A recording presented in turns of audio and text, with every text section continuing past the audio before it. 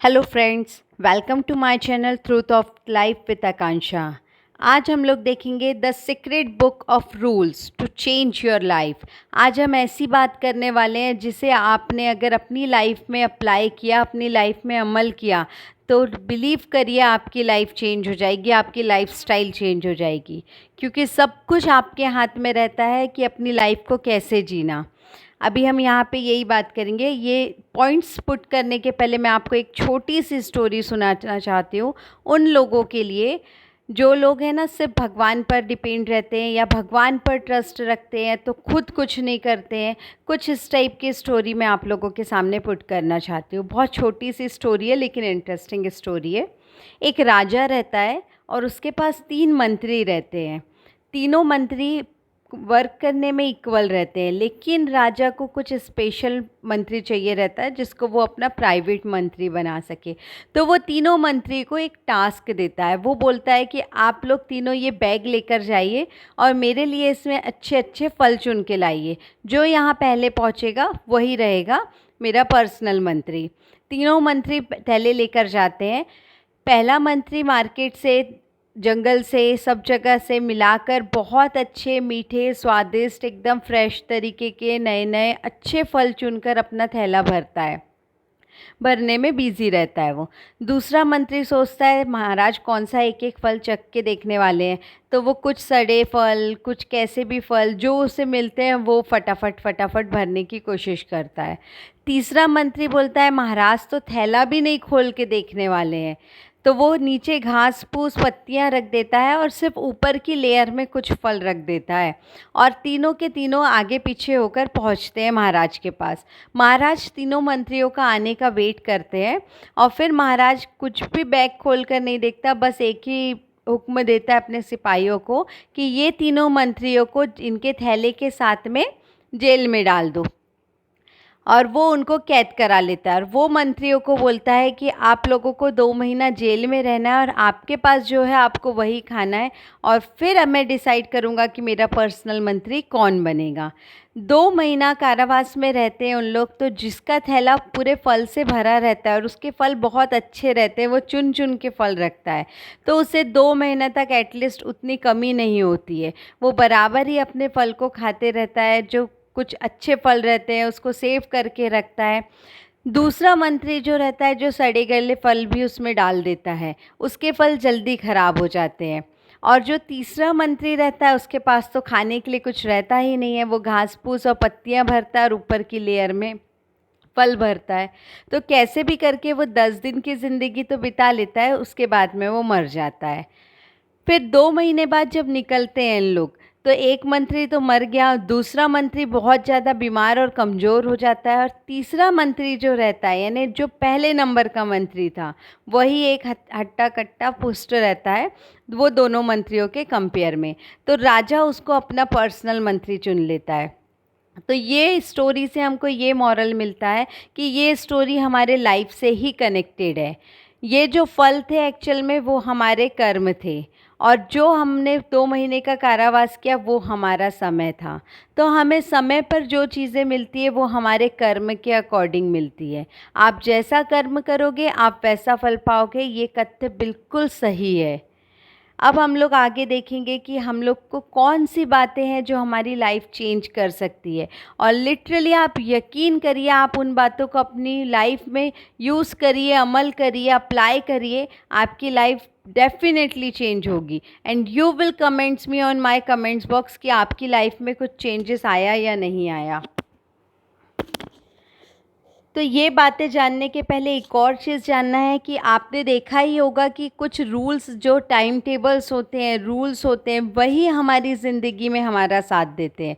बच्चे घर में पढ़ाई नहीं करते लेकिन वही बच्चे स्कूल में पढ़ाई करते हैं, क्योंकि वो स्कूल में एक डिसिप्लिन के अंदर रहते हैं, बट घर में उनको वो डिसिप्लिन नहीं मिलता। तो सेम हमारे साथ ऐसा होता है कि हमारे ही हाथ में सब कुछ है लेकिन हम उसे देखते नहीं हैं, उसे अपनी ज़िंदगी का एक रूल नहीं बनाते। तो मैं आज आपको जो 11 बातें बताने वाली हूँ जो बदल के देगी आपकी ज़िंदगी, वो बातों को आपको अपनी लाइफ का रूल बनाना है। First, make peace with your past so it won't disturb your present. वक्त आपका है, चाहो तो सोना बना दो, चाहे तो सोने में गुजार दो। सेम वैसे ही चीज़ है कि तुम पास्ट को लेकर बैठे रहोगे तो अपना प्रेजेंट भी नहीं बना पाओगे, ना ही अपने फ्यूचर को ध्यान दे पाओगे। तो पास्ट को आप उतना ही याद रखो जितना आपके लिए फ़ायदेजनक हो। अननेसेसरी पास्ट को लेकर बैठना हमारी लाइफ को बर्बाद कर देगा और कुछ भी नहीं। Second, what other people thinks of you is none of your business. हमारा आधा समय तो खुद की लाइफ देखने के लिए नहीं जाता, बल्कि ये सोचने में चला जाता है कि सामने वाला व्यक्ति मेरे बारे में क्या सोच रहा है। हम लोग कोई काम स्टार्ट करने के पहले ही पूरी गिनती लगा लेते हैं कि वो हमारे लिए क्या सोचेगा, वो क्या सोचेंगे, पड़ोसी क्या सोचेंगे, हमारे क्लासमेट्स क्या सोचेंगे। तो what other people thinks of you is none of your business. अगर आप इन चीज़ों पे ध्यान देना छोड़ दें कि कौन आपके लिए क्या सोच रहा है, तो श्योरली आप अपनी लाइफ में कुछ अच्छा कर सकते हैं। क्योंकि जितना ध्यान आप लोगों के पीछे लगा रहे हैं, वही ध्यान आप अपने काम के पीछे लगाएंगे तो आपको ज़्यादा फ़ायदा होगा। इसीलिए बोला जाता है, ना किसी के अभाव में जीना, ना किसी के प्रभाव में जीना। ये आपकी ज़िंदगी है, आप अपने स्वभाव में जीना। इसीलिए कौन क्या सोच रहा है ये ध्यान देना आप छोड़ दीजिए। तीसरी बात, time heals almost everything, give it time. समय की कीमत करना ज़रूरी है। समय ही ऐसी चीज़ है जो हमारा अपना होता है। अगर समय चल गया तो हमारा समय अच्छा है, और हमने समय को नहीं चलने दिया तो हमारा समय बुरा है। समय हमारे हाथ में होता है, हम समय को कैसा यूज़ करते हैं। आप अगर समय की कदर करेंगे तो समय आपकी कदर करेगा। इसलिए समय को यूज़ करना, समय को सही यूटिलाइज़ करना और समय रहते अपनी जीवन के प्रति जागृत हो जाना, ये आपका कर्तव्य बनता है। चौथी बात, don't compare your life to others. अपने जीवन को कभी किसी से कंपेयर मत करो। अपनी ज़िंदगी से कभी नाराज़ मत होना। क्या पता आप जैसी ज़िंदगी दूसरों का सपना हो। आज हम जिस हालात में जी रहे हैं वो हमारे लिए एक बहुत अच्छा है। आज हमें अगर 2 रोटी भी मिल रही है तो आज भी कई लोग ऐसे हैं जो 2 रोटी के लिए तरस के पानी पीकर सोते हैं। इसीलिए अपनी लाइफ को आप किसी से कंपेयर मत करिए। हमें जो मिला है, हमारे पास जो है, वो हमारे लिए बहुत अच्छा है। बाकी हमारे हाथ में है कि हम उसे कितना अच्छा बना सकते हैं। Fifth, stop over thinking. हमें बहुत ज़्यादा सोचना नहीं है। हम लोग अपनी सोच को इतनी बढ़ा लेते हैं कि हमारी नेसेसरी सोच तो ख़त्म ही हो जाती है, पूरी अननेसेसरी सोच डेवलप हो जाती है। जब हम इतनी ओवर थिंकिंग करेंगे तो कहाँ से हम अपने वर्क की ओर ध्यान देंगे, कहाँ से हम अपनी लाइफ की ओर ध्यान देंगे। और जो पर्सन ओवर थिंकिंग करता है वो वहीं का वहीं रह जाता है। वो सिर्फ यही सोचता रह जाता है कि मेरे साथ ही ऐसा क्यों हो रहा है, भगवान मेरे साथ ही ऐसा क्यों कर रहे हैं। भगवान से मुझे एक बात याद आई, एक स्टोरी बताना चाहूँगी मैं आपको इसके लिए, ताकि आपको ये चीज़ अच्छे से समझ में आ जाए। एक है ना, प्रिस्ट रहता है, पुजारी व्यक्ति रहता है। वो भगवान की बहुत सेवा करता है, पर वो अपनी लाइफ में खुश नहीं रहता, क्योंकि कभी उसने इन बातों को नहीं समझा और नहीं जाना। वो हमेशा भगवान से ही बोलता रहता है, भगवान मैं आपकी इतनी पूजा करता हूँ, आप मेरे लिए कुछ नहीं करते, भगवान आप मेरे लिए कुछ नहीं करते। एक दिन तो उसका इतना हैट्रिक होता है कि वो बिल्कुल सोच लेता है अब मेरे को ये सब चीज़ों से हटना है, अब मैं कुछ और करूँगा। वो बिल्कुल रेडी होकर तैयार हो जाता है घर से। जैसे ही वो सोचता है कि आज सुबह उठ के मैं यहाँ जाऊँगा, जल्दी जाऊँगा, उसका अलार्म नहीं बजता। फिर जैसे तैसे वो रेडी हो जाता है तो वो अपनी स्कूटर चालू करने की कोशिश करता है, लेकिन उसकी स्कूटर ही स्टार्ट नहीं होती। थोड़ा और वेट करने के बाद उसको ऑटो मिलता है, वो ऑटो पकड़ के जाता है।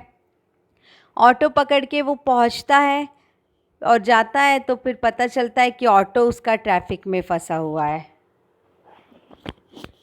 फिर जैसे तैसे वो जहाँ इंटरव्यू देना चाहता है वहाँ पे पहुँच जाता है, लेकिन उसका नंबर आने का ही रहता है। उसे भूख लग जाती है, जल्दी जल्दी में वो टिफ़िन भी नहीं ले जाता। वो वहाँ की कैंटीन जाता है, उसको वहाँ भी कुछ खाने नहीं मिलता। जैसे तैसे उसे एक ठेला दिखता है, वो वहाँ पे सैंडविच लेता है तो सैंडविच भी ख़राब रहता है, वो भी नहीं खा पाता। फाइनली उसके मोबाइल में एक कॉल आता है कि आपको जॉब की ज़रूरत है तो आप ये करिए। वो बस थोड़ा इंटरेस्ट लेता है कि उसका फ़ोन डेड हो जाता है, उसका फ़ोन की बैटरी चली जाती है, हैंग हो जाता है उसका फ़ोन, वो बात नहीं कर पाता। वो ये सारी चीज़ों से इतना फेड अप हो जाता है और भगवान को बहुत बोलने लगता है। और फिर वो फाइनली घर आता है और वो सोच के आता है रास्ते में कि घर जाऊंगा और आराम से हवा खाते हुए पहले लेटूंगा। वो घर जाता है तो घर में लाइट नहीं रहती है। ये अब उसके लिए लिमिट क्रॉस हो जाती है। वो डायरेक्ट उठता है और जिस मंदिर की सेवा करता है वो उसी मंदिर में जाता है। मंदिर में जाने के बाद वो भगवान से बहुत क्वेरल करता है, भगवान से बोलता है, भगवान मैं आपकी इतनी सेवा करता हूँ, ऐसा वैसा वगैरह। भगवान की भी बिल्कुल सुन सुन के लिमिट क्रॉस हो जाती है। भगवान उसे आंसर देते, रिप्लाई करते हैं। भगवान उससे बोलते हैं, सुन, आज जो तेरा दिन था वो तेरे लिए बहुत बुरा था, इसीलिए तेरी रक्षा के लिए मैंने अपने देवदूत को भेजा था। तू मॉर्निंग में तेरा एक्सीडेंट होने वाला था, इसीलिए तेरा अलार्म बंद किया, फिर भी तू जाग गया। पर स्कूटर मैंने बिगाड़ा क्योंकि तेरा एक्सीडेंट हो जाता। फिर तूने ऑटो कर लिया, एक्सीडेंट का समय निकल जाए इसलिए मैंने ट्रैफिक जाम किया, तेरा वो समय कट गया। फिर तू जिस कैंटीन में गया, वो कैंटीन का तू खाना खाता, वहाँ रेंसिड फूड था, इससे तुझे फूड पॉइज़न हो जाता क्योंकि पहले ही तुझे स्टमक प्रॉब्लम है, इसलिए मैंने कैंटीन बंद रखी। फाइनली तुझे जिस व्यक्ति का कॉल आया था वो एक नंबर का फ्रॉड व्यक्ति था, वो तुझे बचा कुचा भी लूट लेता और तुझे परेशानी में डाल देता, इसलिए मैंने तेरा फ़ोन बंद किया। और जब तू घर लौटा तो तेरे घर में आज शॉर्ट सर्किट होने वाला था जिससे कुछ भी खतरा हो सकता था, इसीलिए मैंने तेरे घर की लाइट बंद कर दी। मैंने हर तरीके से, तूने मेरी जितनी सेवा किया मैंने तुझे उसका फल दिया। मैंने तेरे लिए उतना करने की कोशिश की लेकिन तू मुझे ही बोलता रहा, तू नहीं समझ पाया उन बातों को। वो पुजारी को बहुत दुख होता है, वो भगवान से बहुत माफ़ी मांगने लगता है। तो ये चीज़ हमारे लिए भी आती है, हमारी लाइफ में अप्लाई होती है कि हम लोग ओवर थिंकिंग में इतने जकड़ लेते हैं अपने आप को कि हमारे सामने जो अच्छी चीज़ें होती हैं हम उससे भी गलत मानते हैं।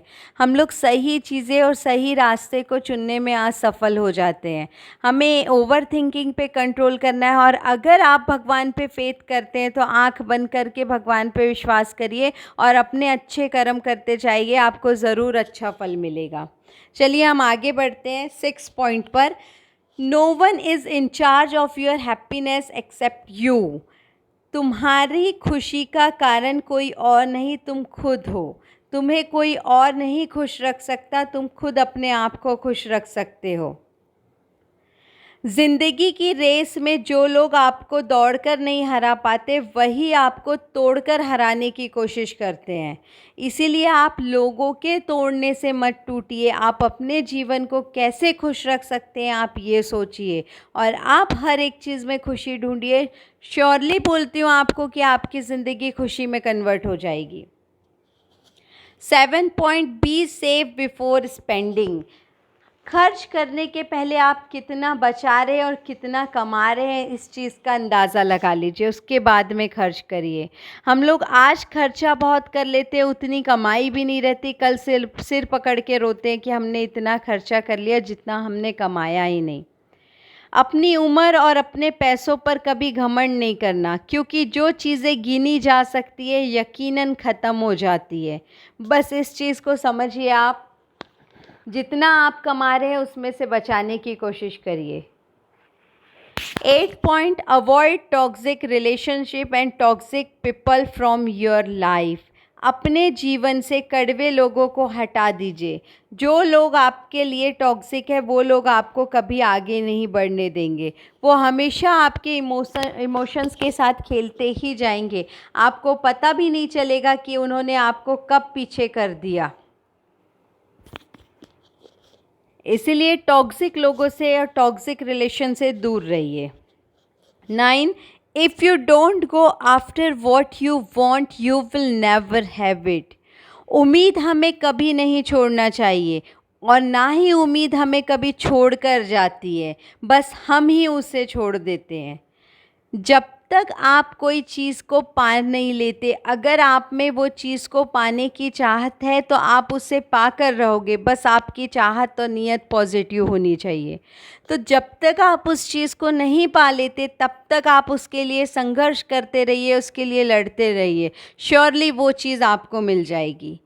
ऑलमोस्ट 90% लोग क्या करते हैं, कोई चीज़ को स्टार्ट करते हैं लेकिन जहाँ पे उनको वो चीज़ तकलीफ़ देने लगती है, उनकी उम्मीद डगमगाने लगती है, वो लोग उस चीज़ को छोड़ देते हैं और दूसरी स्टार्ट करते हैं। यहाँ पे क्या होता है, जो वर्क को, जो जीवन को उन लोग ज़ीरो से उठा के 10 तक लाते हैं, वापस उसे 10 से बढ़ाना छोड़ फिर से ज़ीरो में आ जाते हैं और यही चीज़ वो लोग दोहराते रहते हैं, इसीलिए वो अपने जीवन में कामयाब नहीं बन पाते। इसलिए अपना मन निश्चित रखिए, अपना दृढ़ निश्चित रखिए और जो चीज़ आप करना चाहते हैं उसे पूरी लगन से करिए, वो चीज़ आपकी होगी और सफल होगी। 10 point, see failure as the beginning not an end. कोई भी चीज़ जहाँ आप फेल हो रहे हैं वो आपका एंड नहीं है, वहीं आपकी शुरुआत है। जब तक आप ठोकर नहीं खाएंगे तब तक आप जीवन को समझ नहीं पाएंगे। जीवन में इतना तो संघर्ष कर लेना चाहिए कि अपने बच्चों को आत्मविश्वास बढ़ाने के लिए हमें दूसरों का उदाहरण ना देना पड़े। हम खुद ही इतना संघर्ष करें कि हम खुद अपने बच्चों के लिए एक आत्मविश्वास का पात्र बने। इसलिए जहाँ हम लोग फेल हो रहे हैं वो हमारा एंड नहीं है, वही हमारी शुरुआत हुई है। वही हमें पता चलता है कि हमने क्या गलती किया और हम कहाँ पे चूक गए, ताकि हम उन चीज़ों को फिर से बना सके, फिर से सुधार सके। लास्ट सबसे important cheese, your habits decide your future. हमारी जो हैबिट्स होती है, हमारा जीवन जीने का तरीका, हमारा बात करने का, हमारा काम करने का, हमारा लाइफस्टाइल, यही हमारे फ्यूचर को डिसाइड करता है। जो हम लोग बोलते हैं ना, कोई भी पैदाइशी राजा बन के नहीं आता, ये कथ्य गलत है मेरे अकॉर्डिंगली। ये सही चीज़ है कि वो चीज़ उसके अंदर पैदाइशी ही रहती है जो वह अपना फ्यूचर बनाता है।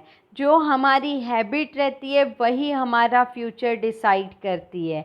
अगर आप 18 साल की, 15 साल की उम्र में अल्कोहलिक पर्सन बन रहे तो आप खुद अपने आप में सोच सकते हैं कि आपका फ्यूचर कितना होगा और आपका फ्यूचर कहाँ तक होगा। ये आप खुद समझ सकते हैं। मेरा ये वीडियो जो देख रहे हैं वो इन बातों को समझे और please they will apply this all things in your life. अपनी लाइफ में आप लोग ये चीज़ को अमल करिए, आपको चेंजेस मिलेगा। आप लोग हर एक दिन सिर्फ एक टास्क को दीजिए और एक टास्क को अपनी लाइफ में उतारते जाइए। 11 दिनों में आपकी लाइफ चेंज हो जाएगी। Change your life in 11 days surely. आपको लाइफ को चेंज करना है तो आपको ये रूल्स को अडॉप्ट करना ही होगा। Thank you very much. This rules that can change your life surely. Thank you. Keep watching with Truth of Life with Akansha. Please like, subscribe and share my video. Thank you very much.